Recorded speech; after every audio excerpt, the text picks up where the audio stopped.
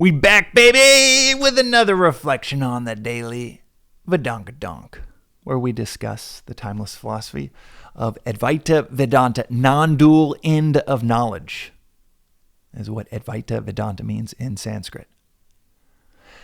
Side note, what is so cool about this philosophy is it is still written in the original language that it was discussed, studied, and written about 5,000 years ago. Can't say that about many world traditions. The same language that it was written about, discussed, studied, recited 5,000 years ago. Enough of the digression. This episode, I had a little bit of a teaser in the last one that we would be discussing swadharma and how to find one's own swadharma. Swadharma, which I mentioned in the last reflection, is your nature in Sanskrit. And I've done a few episodes on this because whether we are in the beginning of our spiritual path, whether we're in near the end of the spiritual path, whether we are not on the spiritual path at all, there is this question of what to do. What should I be doing? What should I pursue professionally? What should I do with my time? How could I serve? How could I make money? How do I find validation? These are all versions of the same question, what to do. This philosophy outlines that we should surrender into our nature, our swadharma, and when we do that, there is an alignment within ourselves and an alignment with what our community needs from us, unlike any other. And that alignment leads to flow in life. It also leads to success, leads to an energy generation within us that is, I mentioned it in the last episode, unlike any other, but it also is so elevating for our community because we are uniquely wired for that thing. I've always loved technology. My first job was repairing computers when I was 14. And a local shop hired me to ride my bike from neighbor's house to neighbor's house repairing computers.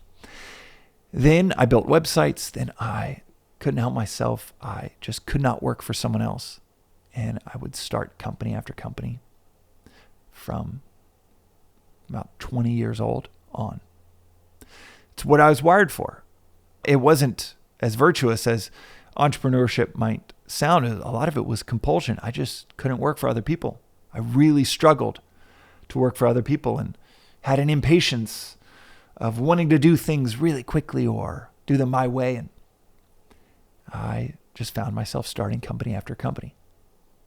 I have friends that at nearly 40 or 45 that want to start a company at this age. And if they weren't starting them when they were 20, 25, 30, I wonder if they're really wired for entrepreneurship, for starting companies.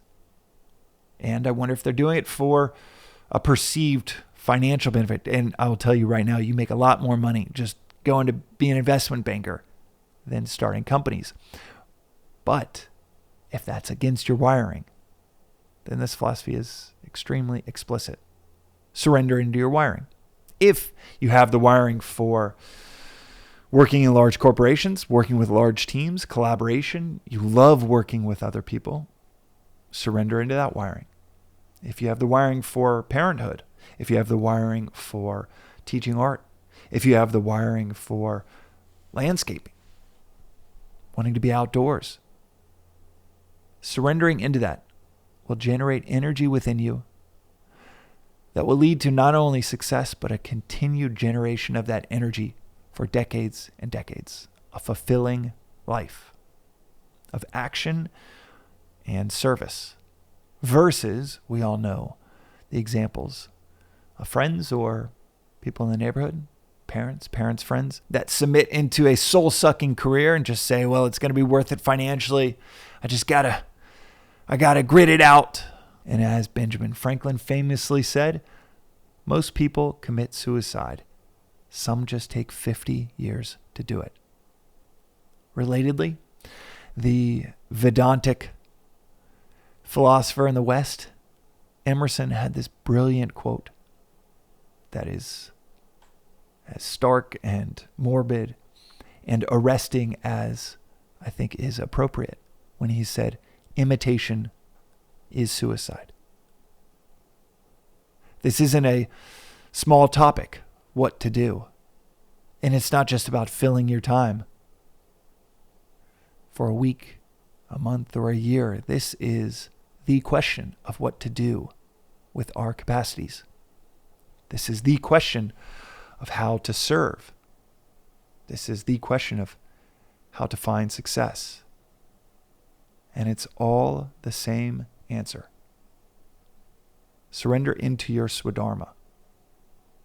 Align that with serving the higher, your community, your state, your country, all humans, all living beings, and see what happens. So how do we find out what our swadharma is? Something that I've said before is really clarifying. And there are 3 ways in which this philosophy talks about the discovery of our swadharma. First, imagine financial obligations were no longer an issue. Think about the number in your bank account that would allow you to do whatever you wanted to do. Spend 20 minutes thinking through this question. If you wanted $1 billion, let's make it 2 billion. If you wanted 10 million, let's make it 20 million. If you wanted 1 million, let's make it 2. Whatever that number is, double it and spend 20 minutes jotting down what you would do with your time during the day. What would be the absolute ideal use of your time? Number 2, and you can add this into the exact same exercise, what is something you would do where you would do it if you got no credit for it? What is the thing that you would do if no one knew that you did it? Where when you do it, you just lose track of time. Maybe it's something you did when you were 5, 6, 7 years old before the world infected you with the ideas of, well, you can't make a living doing that. In addition to this philosophy podcast and Yoga for Your Intellect, the longer form conversational podcast on Vedanta, and running Magic Mind, the beverage company that I run with my co-founder, William, I also make a lot of music. And I remember when I first told my dad that I was starting to make a lot of music. And he paused, and with his Texas accent, he said, is there any money in that? So think of the thing that you loved when you're 5, 6, 7 years old, before the world and maybe your parents started to ask you such questions. So, what would you do if financial obligations were no issue? What is it that you do right now even, where you lose track of time when you do it, and you would do it whether you got credit for it or not? You would do it even if no one ever knew you did it. That's how you know you're not doing it for prestige. And then third, the last area of discovery to find what your swadharma is what would you do if your only reward from doing it is that you got to do more of it? What is something you would do where your only reward is that you got to do more of it? No validation, no financial rewards,